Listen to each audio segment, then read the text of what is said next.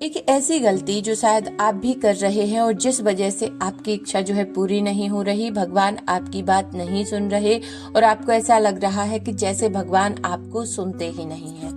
सच सच बताना, जब आप पर प्रॉब्लम आती है तो आप सबसे ज्यादा किससे डिस्कस करते हो, लोगों से या भगवान से?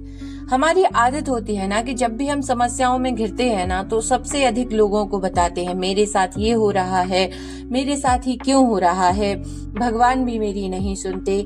यहीं से वो आदत शुरू होती है जो भगवान को सबसे ज्यादा आपसे दूर कर देती है। और यदि आप चाहते हैं कि भगवान आपकी बात को सुने, आपको संकेतों के रूप में जो है बताएं कि वो आपकी बात सुन रहे हैं, तो ये वीडियो आपके लिए है। इसको सुनकर समझ लीजिए कि आपको ये गलती नहीं करनी है जिससे भगवान आपकी बात को सुने और आपकी मैनिफेस्टेशन, आपकी इच्छा जो है बहुत जल्दी पूरी हो। भगवान आपकी मदद कर सकते हैं। भगवान आपकी मदद जो है करना रोकते नहीं है, क्योंकि वो नाराज नहीं होते। वो आपसे ऐसा नहीं है कि वो इंसान नहीं है कि आपने कोई गलती कर दी और वो आपसे गुस्सा हो जाए, नहीं। वो मदद इसलिए रोकते हैं क्योंकि हमने जो है भरोसा छोड़ दिया होता है। शिकायत में जो एनर्जी होती है वो डर की एनर्जी होती है और भरोसे में एनर्जी होती है शांति की। तो जब आप कंप्लेन पर कंप्लेन करते हैं तो आप नेगेटिविटी आकर्षित करने लगते हैं और फिर आपके जीवन में वैसा ही होने लगता है। तो आपको लगता है सच में भगवान नहीं सुन रहे।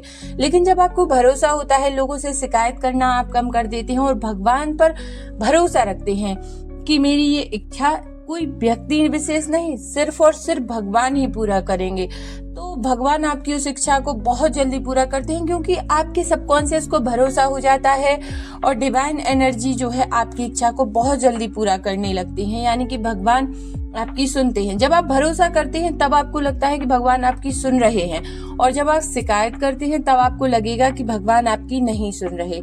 देखिए, जब बच्चा बार बार रोता है और माँ पर भरोसा नहीं करता तो माँ उसे संभालती कम और सिखाती ज्यादा है। भगवान भी वही करते हैं। हम कहते हैं भगवान सब कुछ कर देंगे, पर अंदर ही अंदर डरते रहते हैं और नेगेटिव बोलते रहते हैं। भगवान शब्द नहीं, हमारी भावना सुनते हैं। जब भी मन में आपकी शिकायत आए तो तुरंत एक लाइन बोलो, मैं घबरा रही हूँ भगवान और मुझे आप पर भरोसा है। ये बोलना भी आपके लिए पूजा बन जाएगा, क्योंकि भगवान आपकी बात को समझेंगे। यदि आपको भरोसा नहीं है तो भी भगवान से ही बोलना है कि भगवान ऐसा कुछ मैजिक कीजिए, ऐसा कुछ चमत्कार कीजिए ताकि मुझे ना आप पर भरोसा हो जाए।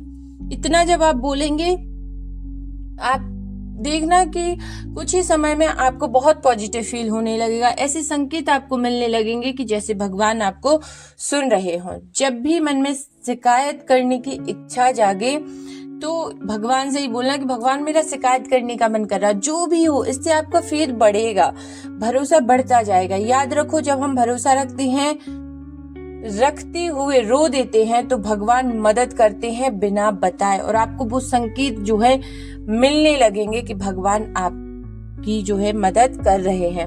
हमारी सबसे बड़ी गलती होती है, हम भगवान को सिर्फ तब याद करते हैं जब दुख आता है, जब पैसा खत्म होता है, जब रिश्ते टूट रहे होते हैं। सुख में हम कह देते हैं सब मेरी मेहनत का रिजल्ट है, दुख में बोलते हैं भगवान ने मेरे साथ ऐसा क्यों किया। यहीं पर हम गलती कर देते हैं। माँ बाप को तब याद करना जब जरूरत पड़े और बाकी टाइम उन्हें भूल जाना, क्या ये सही होता है? भगवान भी माँ बाप जैसे होते हैं। वो सिर्फ मांगने वाला रिश्ता नहीं चाहते, वो भरोसे का रिश्ता जो है चलाते हैं। और माँ बाप तो ऐसे भी होते हैं कि यदि आप उन्हें इम्पोर्टेंट ना दें तो वो आपसे कम शिकायत करेंगे, रूठ जाएंगे, गुस्सा हो जाएंगे।